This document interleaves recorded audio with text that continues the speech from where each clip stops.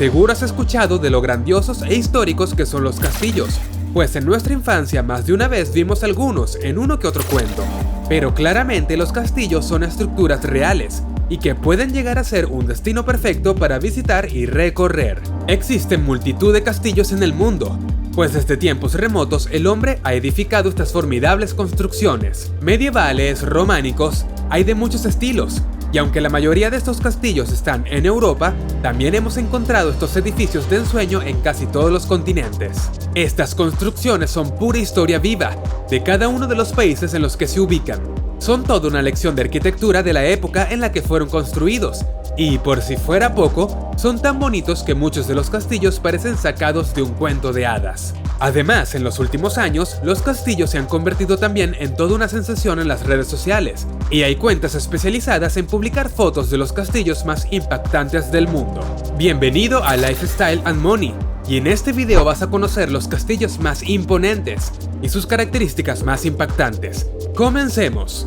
Número 1. Castillo Neuschwanstein. El castillo medieval Neuschwanstein es una pura fantasía romántica. Tiene el honor de estar entre los castillos más impresionantes del mundo. Se alza sobre un desfiladero de Alpes bávaros, muy cerca de Füssen, en el estado federal de Baviera. Este castillo es uno de los más visitados en toda Alemania, y sin duda uno de los más bonitos del mundo. Un castillo que fue mandado construir por Luis de Baviera en 1868, también conocido como el Rey Loco, y todo en una época en la que los castillos ya no eran ni siquiera necesarios, por lo que se construyó con el único propósito de ser el más bonito, y todo por puro excentricismo del rey. Es el edificio más fotografiado de Alemania, y uno de los más visitados. De hecho, hay viajeros que solo visitan para hacer fotos a las afueras de este castillo alemán. Además, se cree que en él se inspiró Walt Disney para crear el famoso castillo de la Cenicienta. Su interior, al igual que el exterior, no es funcional, sino más bien estético. El castillo es una mezcla de estilos arquitectónicos, en el que podemos encontrar incluso una cascada que el monarca podía contemplar desde su habitación, además del primer teléfono móvil de la historia. Continuamos con el número 2, Castillo de Chambord. Si te encuentras en Francia, puedes hacer una de las mejores excursiones en coche desde París, pudiendo ir directo al fabuloso Château de Chambord, excelente exponente de la arquitectura renacentista francesa y uno de los castillos más bonitos de Europa. Esta maravilla cuenta con 440 habitaciones, 282 chimeneas, 84 escaleras y un foso decorativo, por lo que es una de las estructuras más emblemáticas construidas por la antigua y extinta monarquía francesa. El rey François I o Francisco I de Francia comenzó la construcción del gran castillo en el valle de Loira como un retiro para la casa de fin de semana y para eventos reales en 1519. Encantado con el asombroso trabajo de Leonardo da Vinci, François insistió que ciertos elementos del castillo, como la escalera de doble hélice, se inspirasen directamente en estilos italianos. Sin embargo, François encontró que la residencia monumental era demasiado elaborada y no tenía gran importancia para él. Por eso solo permaneció allí durante unas pocas semanas durante todo su reinado. En ese orden de ideas, el castillo sirvió como un símbolo de poder de la monarquía francesa y su influencia eterna que perdurará en la actualidad.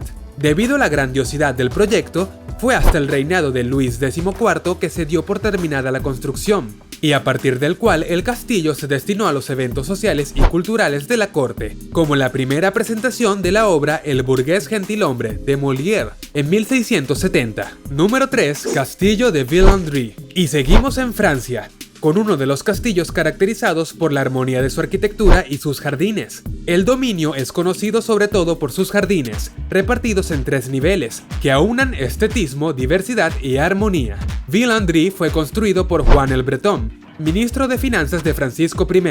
Sus descendientes conservaron el castillo hasta 1754, cuando entonces pasó a ser propiedad del marqués de Catelan, embajador de Luis XV. La visita de los jardines de Villandry lleva a los visitantes al descubrimiento de 6 jardines excepcionales. Un jardín con 9 cuadrados de tamaño idéntico, pero de diferentes motivos interiores a los setos y flores del jardín ornamental, del jardín de agua al jardín de simples y del laberinto al jardín del sol. En cada temporada la magia se manifiesta, Desde el mirador, el visitante tiene una vista inolvidable sobre los jardines. Algo curioso de este castillo es que todos los años, a principios de verano, durante la Noche de los 1000 Fuegos, los célebres jardines se iluminan con la luz de 2000 velas. Ese día se hace un recorrido espectacular y unas animaciones que te sumergirán en el corazón del siglo XVIII, para acabar con espectaculares fuegos artificiales. Número 4. Castillo de Hohenzollern. Casi 900 metros por encima del Alba Suabia, fortificado con torretas y almenas, está el castillo de Hohenzollern, sede ancestral de la familia real prusiana y de los príncipes de Hohenzollern.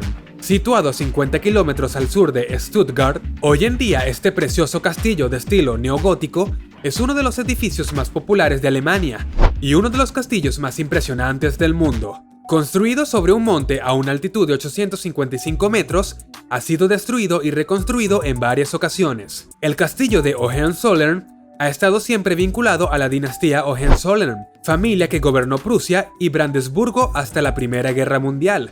Actualmente se encuentran enterrados en este castillo Guillermo de Prusia y su esposa Cecilia. El castillo cuenta con 140 habitaciones, entre las que destacan la biblioteca con importantes pinturas murales, la habitación del rey, una habitación del árbol genealógico y el salón azul, la habitación de la reina. Tiene un artesonado dorado, un precioso suelo de marquetería y retratos de regentes prusianos. Número 5. Castillo de Olite. Es casi seguro que asocies el nombre de Olite a su palacio real. Es normal que una joya así sea tan reconocida. Monumento nacional desde 1925, la antigua corte de los reyes navarros se estableció en Olite, en uno de los castillos medievales más lujosos de Europa. Su construcción se llevó a cabo sobre una fortaleza del siglo XIII, que a su vez se erigió sobre unos restos arquitectónicos romanos. La abundancia económica de la época resultó en un castillo extravagante, de estilo gótico, a base de torres, estancias, galerías, jardines y patios construidos con los más nobles materiales y acabados con una profusa decoración. El castillo de Olite tiene dos partes diferenciadas: el Palacio Viejo, que actualmente alberga un parador nacional, y el Palacio Nuevo, abierto a los visitantes y que luce su aspecto actual gracias a una restauración acometida en 1937, tras el incendio provocado en la Guerra de la Independencia. En cuanto a la visita, puedes hacerla por tu cuenta con audioguía o reservar un tour guiado por sus instalaciones, cosa que es una experiencia sin igual. Y si viajas con niños, también cuenta con la visita infantil, que incluye material didáctico, en la que toda la familia puede disfrutar.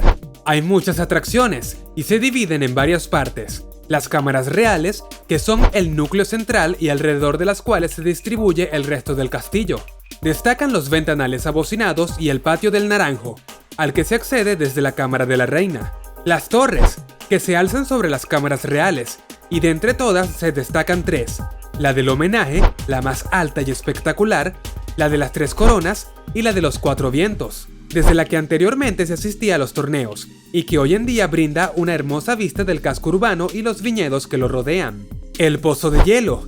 En la parte sombría del castillo, allí está este pozo que servía para almacenar capas de nieve y conservar alimentos. Y por último, los jardines, tanto el principal, a la entrada del recinto, que solía estar repleto de naranjos, como el de la Pajarera y el de la Morera. En este último encontrarás una morera centenaria, declarada monumento natural. Número 6. Castillo de Miramar. El último, pero no menos importante, es el Castillo de Miramar, que en italiano es el Castello Miramare. Es un destino obligatorio durante la visita de la ciudad de Trieste, en el norte de Italia. El Castillo Miramar es un lugar de gran fascinación, mundialmente famoso por su romántica ubicación, sobre un espolón montuoso que se asoma al mar, en el pueblo de Gignano, a unos 8 kilómetros del centro de Trieste. Una de las mejores atracciones que visitar en las cercanías de Trieste, sin duda alguna. El Castillo de Miramar es un lugar mágico, teatro del grande amor entre el archiduque austriaco Maximiliano de Habsburgo y su esposa Carlota del Belgio. La leyenda dice que, durante una tempestad en mar, Maximiliano encontró auxilio en este tramo de la costa. Encantado por la belleza del lugar, decidió así construir allí este castillo. El Castillo Miramar se puede visitar durante todo el año, menos el 25 de diciembre y el 1 de enero. ¿Y qué puedes esperar? Te lo diremos. En la planta baja se ven las varias habitaciones donde la pareja vivió su amor, el cuarto, los estudios y otras habitaciones de diferentes estilos, todas asomadas hacia el mar que se puede ver a través de las grandes ventanas. Subiendo la escalera monumental, se llega al primer piso, dedicado a los huéspedes. Tiene habitaciones renovadas de estilo renacentista y barroco, en los años 30 del siglo XX. Todo el castillo Miramar tiene una rica decoración y muebles muy prestigiosos. Y sí, todas las habitaciones aún conservan los muebles, adornos, tapices y objetos originales que datan de mediados del siglo XIX. Y es que visitar un castillo es como bucear en nuestro pasado, ver sus espectaculares fachadas y recorrer sus recargados salones imaginando las historias de alianzas o traiciones. Puede ser una auténtica aventura para cualquier viajero. ¿Te atreves a recorrer Europa visitando estos castillos? Déjanos tu respuesta en los comentarios. Si te ha gustado el video, déjanos tu like. Y si te interesa conocer sobre los estilos de vida más lujosos, no dudes en suscribirte. Esto es Lifestyle and Money. Nos vemos en la próxima.